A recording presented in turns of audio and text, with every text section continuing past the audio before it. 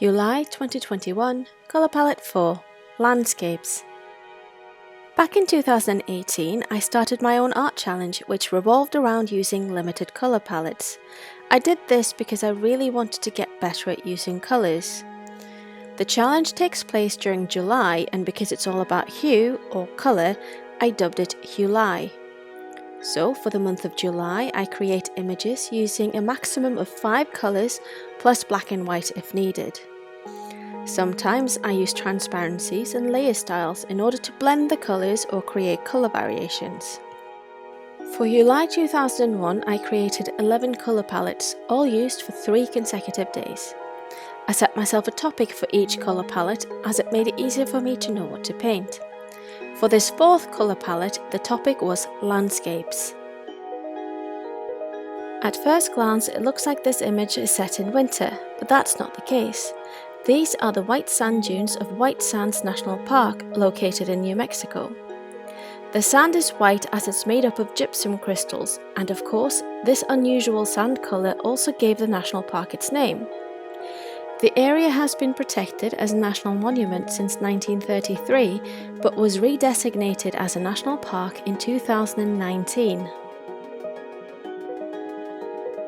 I'm not showing my reference images for these landscape paintings as I used a lot of them.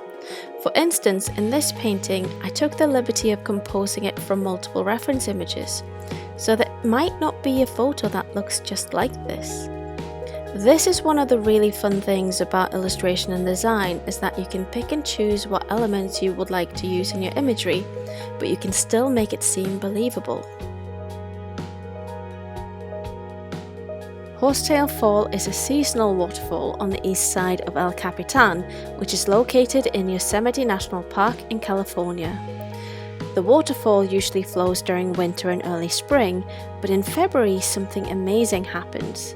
The setting sun illuminates the waterfall, making it glow in red and oranges, making it look almost like lava. While this colour palette seems perfect for this landscape and the glowing waterfall, I actually struggled quite a bit to figure out what to do with the sky. This is something that might not come across all that well in the time-lapse, but it was on my mind for quite a bit while I was painting. The blue background seemed too dark, and purple made the mountain disappear, so in the end I landed on yellow, which I figured would make it look like the sky was about to change colour. Biscayne National Park is unlike most US national parks because 95% of it is underwater. The park is located in southern Florida and includes extensive mangrove forests, several islands, as well as an offshore portion of the Florida Keys and its coral reef. As it's been close to 10 months between painting these images and creating this video, I'm able to look at the images with fresh and slightly more critical eyes. And there's a few things I wish I did differently. The brushes I used to create the light moving through the water mimic watercolours, and while I liked it at the time, I now dislike the texture it creates. For these layers, I would have liked to use more transparencies and layer styles, that way I could create colour variations in the water itself. I also would have liked to add more corals and maybe a few different textures to the ocean floor. So who knows, I might revisit this image at some stage.